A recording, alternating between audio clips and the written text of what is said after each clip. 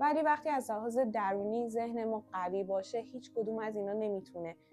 لحظه ای ما رو تکون بده و اذیتمون بکنه و این کار خیلی سخته، ولی در نهایت کافیه یک بار امتحانش کنید و نذارید که دیگران چه حرف خوبشون و چه حرف بدشون بهتون تاثیر بذاره و این یه قدمه برای اینکه ذهنتون رو قوی بکنید و اون وقت میبینید که هیچ کدوم از اینا اهمیتی نداره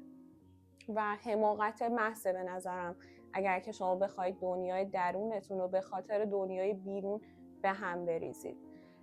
و یه قسمت دیگه ای داره که خیلی من یه لحظه شک کردم به اینکه شوپنهاور واقعا بدبینه یا نه، چون یه طعنه‌ای میزنه به هم آدمایی که از لحاظ درونی ضعیف هستن و خودشون رو با چیزای بیرونی مثل هیجانات مختلف و سرگرمی‌های خیلی شدید که ممکنه بعضیاشون آسیبزا باشه پر میکنن و تو جمعای قرار میگیرن و مثالی میزنه از ورق بازی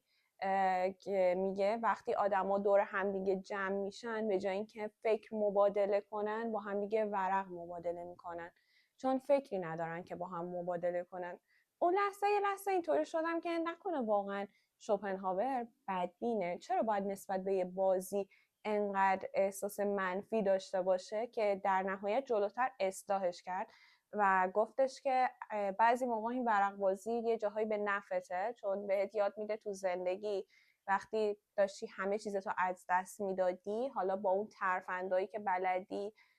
بتونی سریع خودت اون وضعیت رو درستش کنی و خودت رو تو مسیر موفقیت بذاری و در نهایت بازی رو ببری. و اون لحظه فهمیدم که نه، شوپنهاور بدبین نیست، داره دوتا جنبه رو نگاه میکنه و بیشتر واقع بینه راجع به این قضیه و این یه مثالی بود برای اینکه نشون بده وقتی ذهنمون قوی نیست ما سعی میکنیم که اون تنهایی رو یه جوری پرش کنیم، سعی میکنیم با آدمایی که